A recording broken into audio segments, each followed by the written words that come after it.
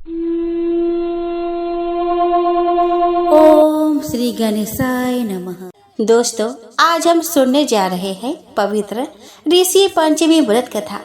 भाद्रपद मास के शुक्ल पक्ष की पंचमी तिथि को मनाया जाने वाला यह व्रत स्त्रियों और पुरुषों दोनों के लिए अत्यंत पावन और कल्याणकारी है।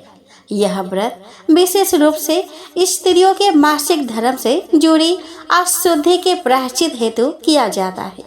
इस दिन सप्त ऋषियों की पूजा करके स्नान, दान और व्रत का पालन करने से सारे पाप नष्ट हो जाते हैं और आत्मा शुद्ध होकर परम कल्याण की ओर अग्रसर होती है।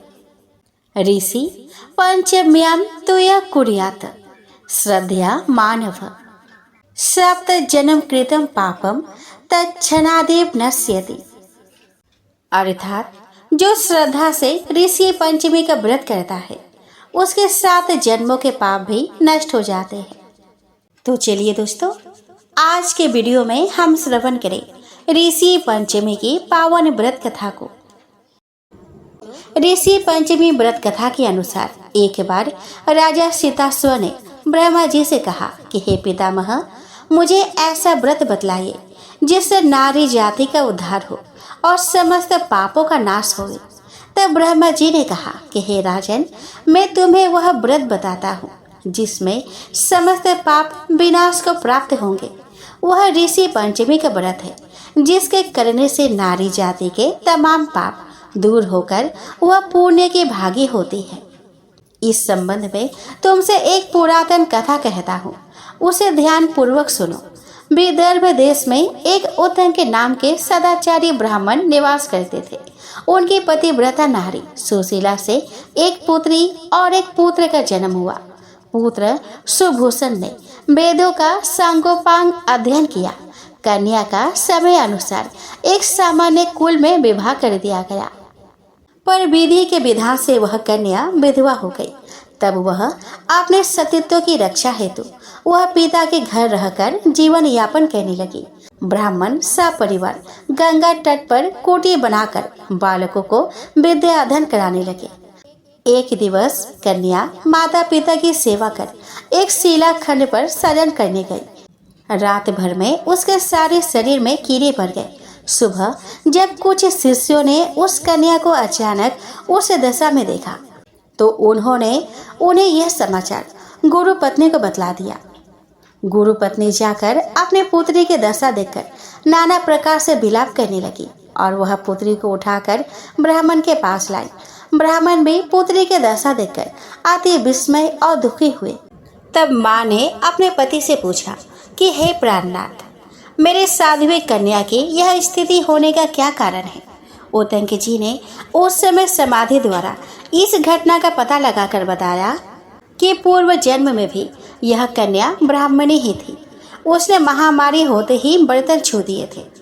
इस पाप से मुक्ति के लिए उसने उस समय के साथ इस जन्म में भी कोई उपाय नहीं किया। इसके लिए इसके शरीर में कीड़े पड़े हैं। धर्म शास्त्रों के अनुसार रजस्वला स्त्री पहले दिन चंडालिनी, दूसरे दिन ब्रह्मघातिनी और तीसरे दिन धोबिन के समान अपवित्र होती है। वह चौथे दिन स्नान करके ही शुद्ध होती है। लेकिन अगर कन्या शुद्ध मन से अब भी ऋषि पंचमी का विधि विधान से व्रत करे तो इसके सारे दुख दूर हो जाएंगे। पिता की आज्ञा से पुत्री ने ऋषि पंचमी का व्रत किया। इस व्रत के प्रभाव से उसके जीवन के सारे कष्ट दूर हो गए और अगले जन्म में उसे अटल सौभाग्य की प्राप्ति हुई।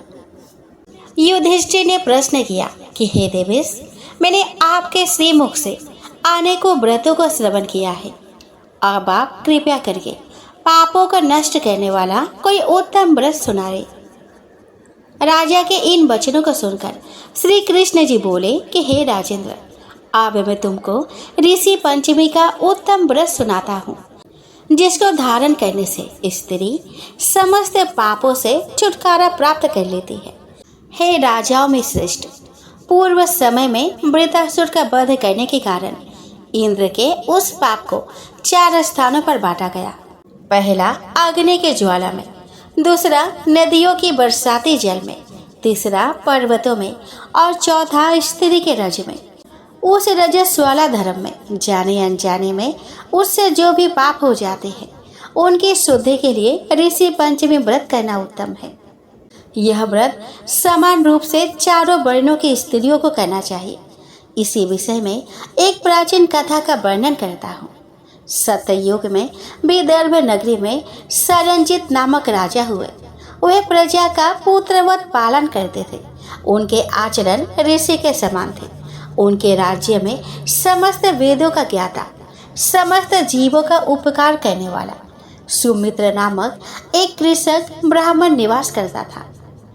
उसके राज्य में समस्त वेदों का ज्ञाता, समस्त जीवों का उपकार करने वाला सुमित्र नामक एक कृषक ब्राह्मण निवास करता था। उनकी सती जयश्री पतिव्रता थी। ब्राह्मण के अनेक नौकर चाकर भी थे। एक समय वर्षा काल में जब वह साध्वी खेतों में काम करने लगी थी खेती के कामों में लगी हुई थी, तब वह रजस्वाला भी हो गई। हे राजन, उसने अपने रजस्वाला होने का भास हो गया, किंतु फिर भी वह घर गृहस्थी के कार्यों में ही लगी रही। कुछ समय के पश्चात दोनों स्त्री पुरुष अपने अपने आयु भोग कर मृत्यु को प्राप्त हुए। जयश्री अपने ऋतु दोष के कारण कुतिया बनी और सुमित को रजस्वाला स्त्री के संपर्क में रहने के कारण बैल की योनि प्राप्त हुई। क्योंकि ऋतु दोष के अतिरिक्त इन दोनों का और कोई भी अपराध नहीं था, इस कारण इन दोनों को अपने पूर्व जन्म का समस्त विवरण याद था। वे दोनों कुतिया और बैल के रूप में रहकर अपने पुत्र सुमित के यहाँ पलने लगे। सुमित धर्मात्मा था और अतिथियों का पूर्ण सत्कार किया करता था। अपने पिता के श्राद्ध के दिन उसने अपने घर ब्राह्मणों को जिमाने के लिए नाना प्रकार के भोजन बनवाए। उसकी स्त्री किसी काम से बाहर गई हुई थी कि एक सर्प ने आकर रसोई के बर्तन में विष उड़ेल दिया। सुमित की माँ कुतिया के रूप में बैठी हुई यह सब देख रही थी। अतः उसने अपने पुत्र को ब्रह्म हत्या के पाप से बचाने की इच्छा से उस बर्तन को स्पर्श कर लिया। सुमित की पत्नी से कुतिया का यह कृत्य सहा नहीं गया और उसने एक जलती लकड़ी से कुतिया को मारी। वह प्रतिदिन रसोई में जो जूठन आदि शेष रहती थी उस कुतिया के सामने डाल दिया करती थी, किंतु उस दिन क्रोध के कारण उसने वह भी नहीं दिया।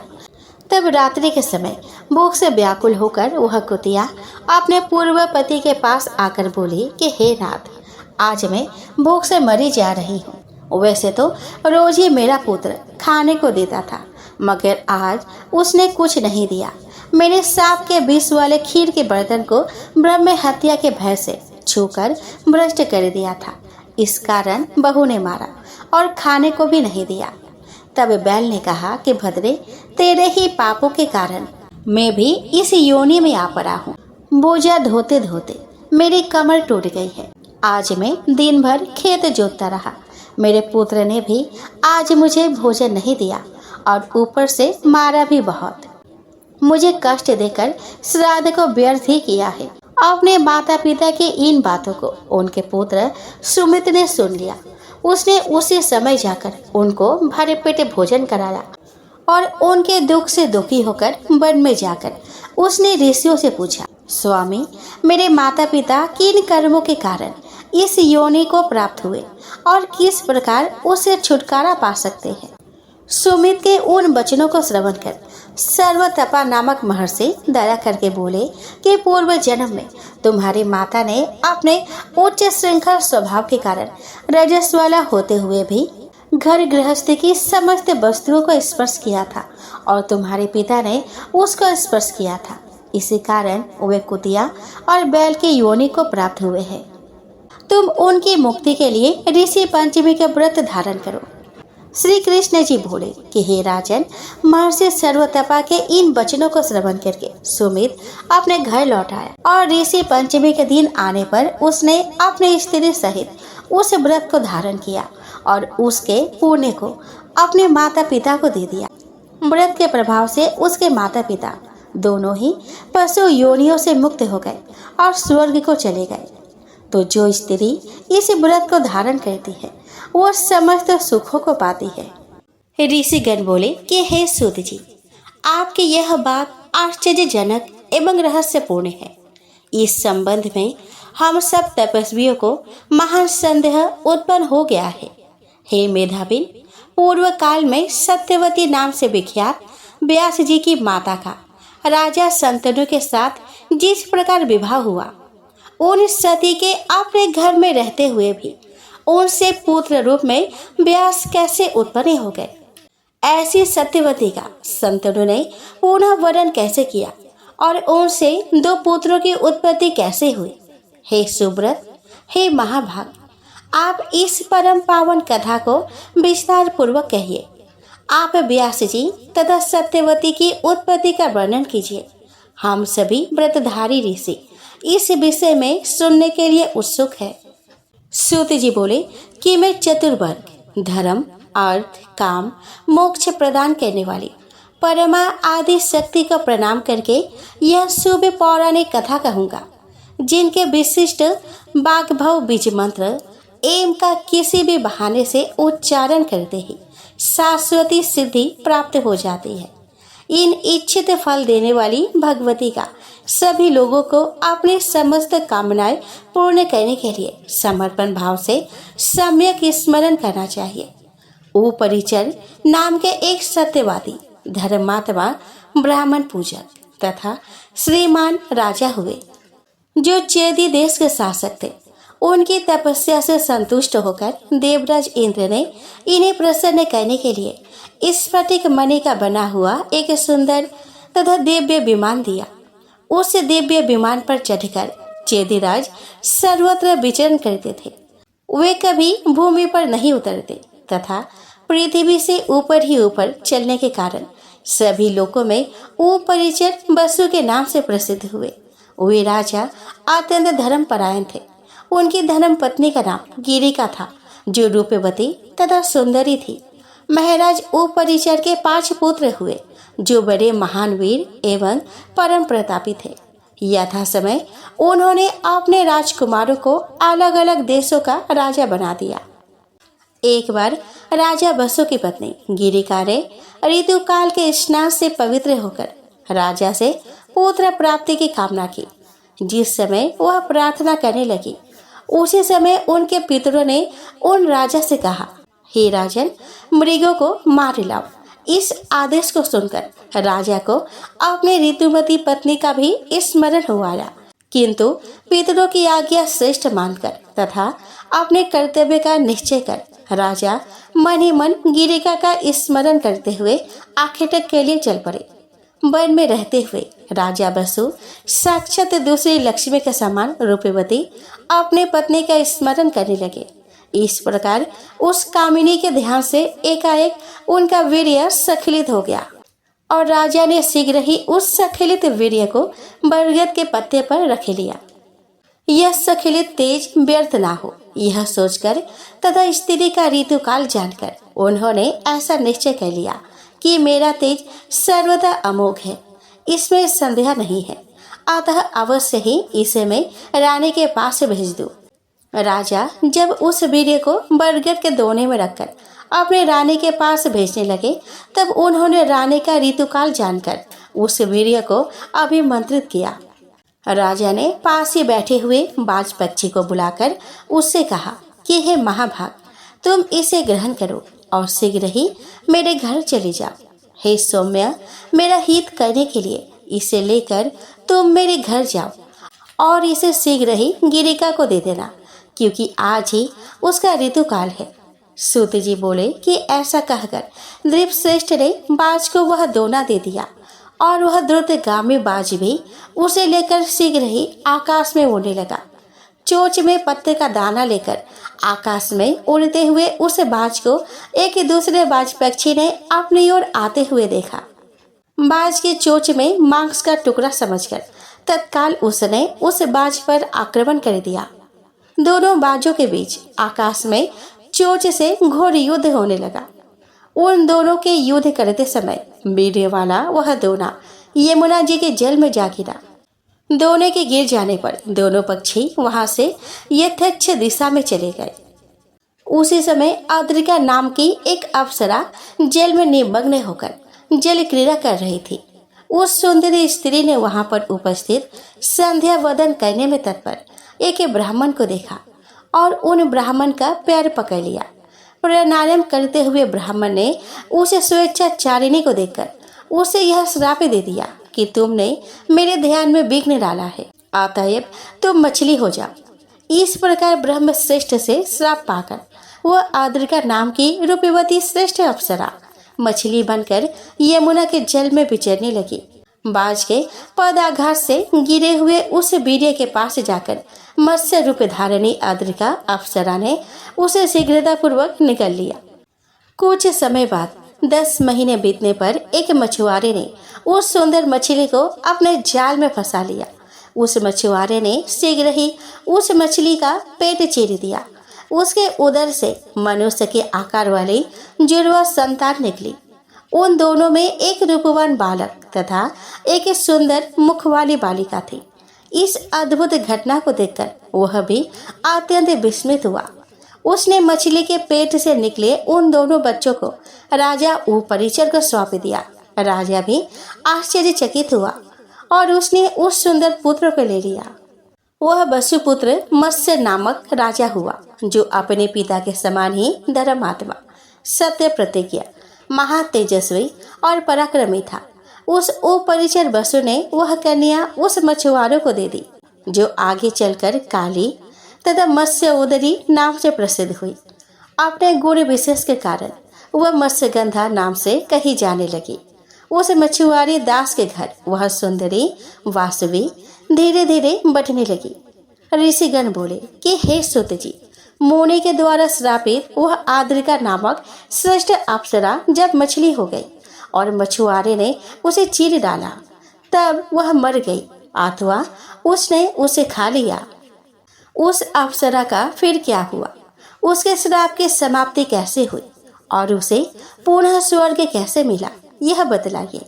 सूत जी बोले कि जब मुनि ने उसे श्राप दिया तब वह विस्मित हो गई और दीनतापूर्वक रोती हुई उस ब्राह्मण की स्तुति करने लगी। दयालु ब्राह्मण ने उस रोती हुई स्त्री से कहा कि हे कल्याणी, तुम शोक ना करो, मैं तुम्हारे श्राप के अंत का उपाय बताता हूँ। हे शुभे, मैंने क्रोध होकर जो श्राप दिया है उससे तुम मत्स्य योनि को प्राप्त होगी, किंतु तुम अपने उदर से एक युग्म मानव संतान उत्पन्न कर इस श्राप से मुक्त हो जाओगे। उनके ऐसा कहने पर वह यमुना जल में मछली का शरीर पाकर तथा 2 संतानों को उत्पन्न करके मर गई और श्राप से मुक्त हो गई। इस प्रकार श्राप उद्धार होने पर वह सुंदरी मछली का शरीर त्याग कर दिव्य रूप धारण करके स्वर्ग को चली गई। इस प्रकार सुंदर मुख वाली उस कन्या मत्स्यगंधा का जन्म हुआ। दास के घर में पुत्री की भांति पालन पोषण की जाती हुई वह कन्या बढ़ने लगी। जब वह मत्स्यगंधा किशोरावस्था को प्राप्त हुई तब उसका सौंदर्य और भी बढ़ गया। वह परम सुंदरी वसु कन्या निषाद राज के कार्य को करती हुई रहने लगी। सूत जी बोले कि एक बार तीर्थ यात्रा करते हुए महान तेजस्वी पराशर मुनि यमुना नदी के उत्तम तट पर आए और उन धर्मात्मा ने भोजन करते हुए निषाद से कहा कि मुझको नाव से यमुना के पार पहुंचा दो। मुनि का वचन सुनकर यमुना के तट पर भोजन करते हुए उस निषाद ने अपने सुंदर युवा पुत्री मत्स्यगंधा से कहा कि हे सुंदर मुस्कान वाली पुत्री, तुम इन मुनि को नाव में बैठाकर पार उतार दो, क्योंकि यह धर्मात्मा तपस्वी उस पार जाने के इच्छुक है। पिता के ऐसा कहने पर वह सुंदर वासवी मत्स्यगंधा मुनि को नाव में बैठाकर खेलने लगी। यमुना नदी के जल पर नाव से चलते समय दैव योग से प्रारब्ध अनुसार मुनि पराशर उस सुंदर नेत्रों वाली कन्या को देखकर आसक्त हो गए। प्रस्फुटित यौवन वाली उस कन्या को देखकर उसे प्राप्त करने की इच्छा से मुनिराज ने अपने दाहिने भुजा से उसकी दाहिनी भुजा का स्पर्श किया। उस असिता पांगी ने मुस्कुराकर कहा कि क्या आपका यह कृत्य आपके कुल, तपस्या तथा वेद ज्ञान के अनुरूप है? हे धर्मज्ञ, आप वशिष्ठ जी के वंशज हैं और कुल तथा शील से युक्त है, फिर भी कामदेव से पीड़ित होकर आप क्या करना चाहते हैं? हे ब्राह्मण श्रेष्ठ, इस पृथ्वी पर मनुष्य जन्म दुर्लभ है, उसमें भी ब्राह्मण कुल में जन्म लेना तो मैं विशेष रूप से दुर्लभ मानती हूँ। हे विपेंद्र, आप कुल से, शील से तथा विद्या अध्ययन से एक धर्मपरायण श्रेष्ठ ब्राह्मण हैं। मुझे मत्स्य गंधा को देखकर आप अनाचार युक्त विचार वाले कैसे हो गए? हे अमोघ बुद्धि वाले ब्राह्मण, मेरे शरीर में स्थित किस विशेषता को देखकर आप मेरा हाथ पकड़ने के लिए कामासक्त होकर मेरी ओर चले आ रहे हैं? क्या आपको अपने धर्म का ज्ञान नहीं है? अहो, ये मंद बुद्धि ब्राह्मण इस जल में मुझे पकड़ने को आतुर हो रहे हैं। मेरा स्पर्श करके काम बाण से आहत इनका मन व्याकुल हो उठा है। इस समय कोई भी इन्हें रोकने में समर्थ नहीं है। ऐसा सोचकर उस निषाद कन्या ने महामुनि पराशर से कहा कि हे महाभाग, आप धैर्य धारण करें और मैं अभी आपको उस पार ले चलती हूँ। सूत जी बोले कि मुनि पराशर उसका हितकारी वचन सुनकर उसका हाथ छोड़ करके वही स्थित हो गए और उस पार पहुंच गए। तदंतर पराशर मुनि ने मत्स्य गंधा को पकड़ लिया। तब भय से कांपती हुई वह कन्या सम्मुख स्थित मुनि से कहने लगी कि हे मुनिवर, मैं दुर्गंध वाली हूँ, मुझसे क्या आपको घृणा नहीं हो रही? समान रूप वालों के बीच ही परस्पर संबंध आनंददायक होता है। मत्स्य गंधा के ऐसा कहते ही पराशर मुनि ने क्षण मात्र में अपने तपोबल से उस भामिनी कन्या को सुमुखी, रूपवती और योजन गंधा बना दिया। उसे कस्तूरी की सुगंध वाली मनोहर स्त्री बनाकर कामातुर मुनिराज ने अपने दाहिने हाथ से उसे पकड़ लिया। तभी सत्यवती नाम वाली उस सुंदरी ने संजोग की कामना वाले मुनि से कहा कि हे मुनि, तट पर स्थित मेरे पिता तथा सभी लोग यह हमें देख रहे हैं। हे मुनि श्रेष्ठ, यह भीषण पशुवत व्यवहार मुझे अच्छा नहीं लगता। जब तक रात नहीं हो जाती तब तक प्रतीक्षा कीजिए। मनुष्य के लिए काम संसर्ग रात में ही विहित है, दिन में नहीं। दिन में संसर्ग करने से महान दोष होता है और बहुत से लोग उसे देख भी लेते हैं। हे महाबुद्धि, अब आपकी जैसी इच्छा हो वैसा करें। लोक निंदा अत्यंत कष्टकर होती है। सत्यवती का कहा गया युक्ति संगत वचन सुनकर उदार बुद्धि वाले पराशर मुनि ने अपने पुण्य बल से तत्क्षण कुहारा उत्पन्न कर दिया। उस कोहरे के उत्पन्न हो जाने पर अत्यंत अंधकारमय नदी तट पर उस कामिनी ने पराशर मुनि से मधुर वाणी में यह वचन कहा कि हे द्विश्रेष्ठ, मैं अभी कन्या हूँ और आप मेरे साथ संसर्ग करके चले जाएंगे। हे ब्राह्मण, आप अमोघ वीर्य वाले हैं। ऐसी स्थिति में मेरी क्या गति होगी? यदि मैं गर्भ धारण कर लूंगी तो पिता को क्या उत्तर दूंगी? हे ब्राह्मण, मेरे साथ संसर्ग करके आप चले जाएंगे, तभी मैं क्या करूंगी उसे बतलाइए। पराशर बोले कि हे प्रिय, आज मुझे प्रसन्न करके भी तुम कन्या ही बनी रहोगी। हे भामिनी, हे भीरू, तुम जो वर चाहती हो उसे मांग लो। सत्यवती बोली कि हे मानद, आप ऐसा वरदान दीजिए जिससे मेरे माता पिता लोक में इसे ना जान सके। साथ ही हे विप्रवर, आप ऐसा करें जिससे मेरा कन्या व्रत नष्ट ना हो और जो पुत्र उत्पन्न हो वह आपके ही समान अपूर्व ओजस्वी हो। मेरी यह सुगंध सदा बनी रहे और मेरी यौवन नित्य नूतन बना रहे। पराशर बोले कि हे सुंदरी, सुनो, तुम्हारा पुत्र पवित्र और भगवान विष्णु के अंश से अवतीर्ण होगा। हे सुंदरी, वह तीनों लोकों में विख्यात होगा। मैं तुम्हारे ऊपर किसी कारण विशेष से ही कामासक्त हुआ हूँ। हे सुमुखी, मुझे ऐसा मोह पूर्व में कभी नहीं हुआ। अप्सराओं के रूप को देखकर भी मैं सदा धैर्य धारण किए रहा। दैवी योग से ही तुम्हें देखकर मैं इस प्रकार काम से वशीभूत हुआ हूँ। इस विषय में तुम कोई विशेष कारण ही समझो। दैव का अतिक्रमण अत्यंत कठिन है, अन्यथा अत्यंत दुर्गंध युक्त तुम्हें देखकर मैं इस प्रकार क्यों मोहित होता। हे वरानन्य, तुम्हारे पुत्र पुराणों का रचयिता, वेदों का विभाग करने वाला तथा तीनों लोकों में विख्यात होगा। सूत जी बोले कि ऐसा कहकर अपने वश में आई हुई उस कन्या के साथ संसर्ग करके मुनि श्रेष्ठ पराशर तत्काल यमुना नदी में स्नान कर वहां से शीघ्र चले गए। वो साध्वी सत्यवती भी तत्काल गर्भवती हो गई। यथा समय सत्यवती ने यमुना जी के द्वीप में दूसरे कामदेव के तुल्य एक सुंदर पुत्र को जन्म दिया। उत्पन्न होते ही उस तेजवन पुत्र ने अपनी माता से कहा कि हे माता, मन में तपस्या का निश्चय करके ही अत्यंत तेजस्वी मैं गर्भ में प्रविष्ट हुआ था। हे महाभागे, अब आप अपनी इच्छा अनुसार कहीं भी चले जाए और मैं भी यहाँ से तप करने के लिए जा रहा हूँ। हे माता, आपके स्मरण करने पर मैं अवश्य ही दर्शन दूंगा। हे माता, जब कोई उत्तम कार्य आ पड़े तभी मेरा स्मरण कीजिएगा, मैं शीघ्र ही उपस्थित हो जाऊंगा। हे भामिनी, आपका कल्याण हो। अब मैं चलूंगा, आप चिंता छोड़कर सुखपूर्वक रहिए। ऐसा कहकर व्यास जी चले गए और वह सत्यवती भी अपने पिता के पास चली गई। सत्यवती ने बालक को यमुना द्वीप में जन्म दिया था, अतः वह बालक द्वैपायन नाम से विख्यात हुआ। विष्णु भगवान के अंश अवतार होने के कारण वह बालक उत्पन्न होते ही शीघ्र बड़ा हो गया तथा अनेकों तीर्थों में स्नान करता हुआ उत्तम तप करने लगा। इस प्रकार पराशर मुनि के द्वारा सत्यवती के गर्भ में द्वैपायन उत्पन्न हुए और उन्होंने ही कली युग को आया जानकर वेदों को अनेक शाखाओं में विभक्त किया। वेदों का विस्तार करने के कारण ही उस मुनि का नाम व्यास पड़ गया। उन्होंने ही विभिन्न पुराण संहिताओं तथा श्रेष्ठ महाभारत की रचना की। उन्होंने ही वेदों के अनेक विभाग करके उसे अपने शिष्यों सुमंत, जैमिनी, पैल, वेद सम्पायन, असित, देवल और अपने पुत्र सुखदेव जी को भी पढ़ाया।